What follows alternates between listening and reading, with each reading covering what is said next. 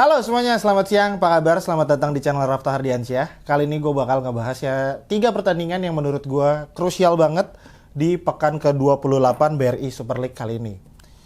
Yang pertama di hari Sabtu, bakal ada pertandingan antara PSBS Biak melawan Persija Jakarta. Mainnya di Sleman karena kita tahu PSBS Biak sekarang masih berkandang di Sleman.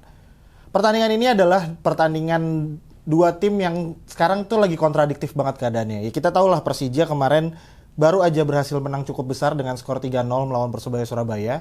Sedangkan di lain sisi PSBS Biak baru aja dihancurin sama Borneo FC dengan skor 5-1. Pertandingan ini adalah sebuah pertandingan pembuktian apakah PSBS Biak bisa keluar dari zona degradasi. Karena kita tahu posisi mereka di BRI Super League ini sangat amat tidak aman. Dan kalau misalkan kita ngelihat 5 pertandingan ke belakang, full mereka itu semuanya mengalami kekalahan. 5-1 melawan Borneo, 6-1 melawan Bali United, 2-0 melawan Semen Padang, 2-1 melawan Persik Kediri, dan 4-2 melawan PSIM Yogyakarta. Sekarang kita bahas ke Persijanya. Persija, dengan line up yang kayak kemarin, menurut gua seharusnya pertandingan ini bisa dimenangkan sama Persija. Cuman balik lagi, kita tahu Persija suka banget pelatihnya Mauricio Souza tuh suka banget yang aneh-aneh, mengganti ini, mengganti itu. Yang harus diwaspadai adalah, atau yang harus dilihat adalah, apakah besok Persija akan menggunakan Thales Lira lagi, atau kembali menggunakan Paulo Ricardo? Yang itu jadi pertanyaannya. Kalau Persija mengandalkan Thales Lira lagi, apakah kondisi dia dengan Rizky Ridho sudah aman? Walaupun udah banyak klarifikasi di sana-sini kalau misalkan ya itu cuman intens tinggi di pertandingan. Cuman kita tahu sama, kalau misalkan pemain senior yang posisinya pemain asing ngadu bacot atau ngadu argumen dengan kapten tim, itu kan ada yang salah. Entah kepemimpinan kapten yang dirasa kurang atau pemain asing itu yang ngerasa besar kepala. Kita nggak tahu. Dan kalau misalkan kita ngelihat ke lini depan, apakah besok Persija akan mengandalkan Gustavo kembali setelah sebelumnya Excel sudah terbukti bisa mau membobol gawang Persebaya sebanyak 2 gol. Pertanyaannya, apakah Excel akan disupport oleh pemain-pemain yang seperti Alano ataupun Maxwell, atau akan mengandalkan Aladin di sisi kiri serta Arli? Kita akan lihat racikannya seperti apa, tapi yang jelas sedikit banyaknya pertandingan ini sebenarnya tidak berpengaruh banyak. Even ketika Persija menang, tidak akan berpengaruh banyak terhadap posisinya Borneo dan Persib Bandung. Oke, pertandingan selanjutnya yang menarik ada juga pertandingan antara PSM Makassar melawan Borneo FC yang akan main di Makassar di waktu dan jam yang sama seperti pertandingan tadi di hari Sabtu jam 7 malam. Yang menarik dari pertandingan ini, Borneo itu nggak pernah menang di 6 jawatan mereka terakhir ke Makassar sejak tahun 2017. PSM di lain sisi menang 4 kali dan mereka berdua berhasil mendapatkan hasil imbang sebanyak 2 kali. Yang menarik, Borneo yang sekarang itu nggak kayak Borneo di putaran 1. Karena apa? Karena di Borneo putaran 1 terlihat banget kalau misalkan Borneo itu terlalu mengandalkan Peralta. Di putaran kedua kali ini, Borneo itu ada 3 corong permainannya, entah melalui Peralta, melalui Wanvia, ataupun melalui Obieta. Tiga pemain ini adalah 3 pemain kunci Borneo sekarang. Ketika Borneo melawan Persib dan mendapatkan hasil imbang waktu itu main di Borneo, Peralta dan Juan Villa berhasil dikunci sama pemain-pemain bertahan Persib. Itu yang ngebuat permainan Borneo tidak terlalu berkembang. Tapi di lain sisi 5 pertandingan terakhir dari Borneo FC itu hasilnya positif semua. Mereka berhasil mendapatkan 3 kali kemenangan dan 2 hasil imbang. Di mana 2 hasil imbang tersebut adalah melawan pemuncak klasemen Persib Bandung waktu itu mainnya di Borneo, dan satu lagi adalah peringkat ketiga yang ada di bawah mereka yaitu Persija Jakarta. Menurut gua pertandingan ini akan menjadi salah satu pertandingan yang akan menentukan bagaimana alur Liga 1 ke depannya. Karena apabila Borneo terpeleset sedikit aja event melawan PSM Makassar yang kita tahu dia nggak pernah punya rekor kemenangan yang bagus ya di sana, itu akan ngebuat Persib lebih lenggang jalannya untuk mendapatkan hat-trick-nya di tahun ini.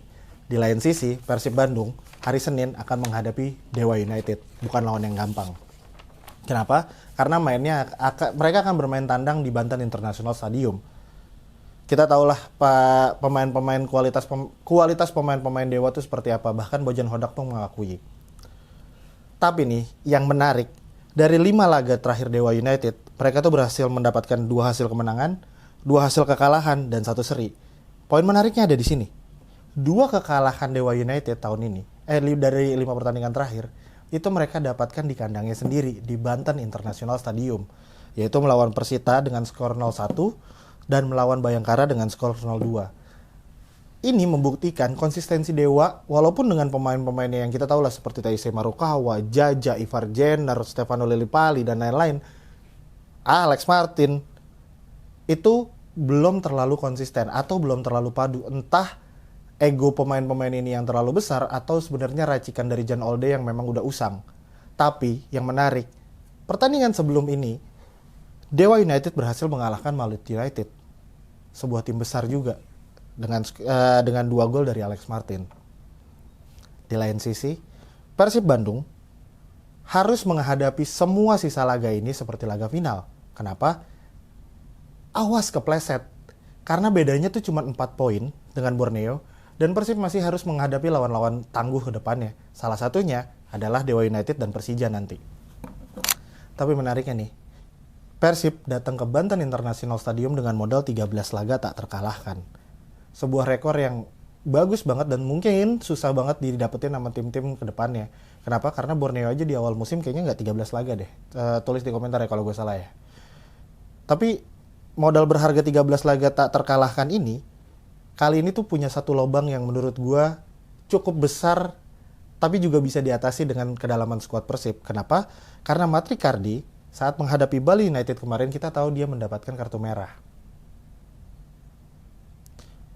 Lobang yang harusnya bisa diisi oleh Julio Cesar, Dion Marks, atau Kakang Rudianto, tergantung dari cara bermain yang akan dipakai oleh Bojan Hodak sendiri. Dan yang menariknya nih, Ramon Tangke. Ramon lagi mendapatkan anginnya banget nih di Liga 1.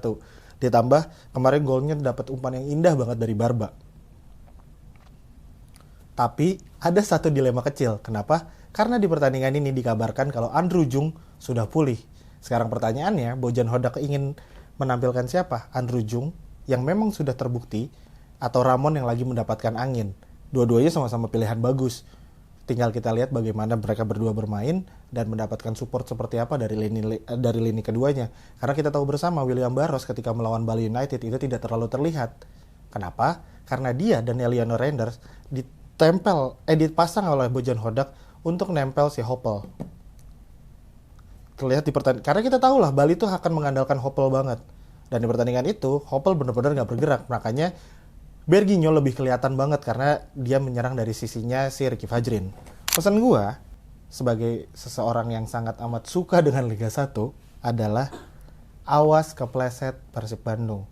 Karena Persib Bandung di sisa 6 laga ke depannya masih harus menghadapi tim-tim yang bisa dibilang tangguh.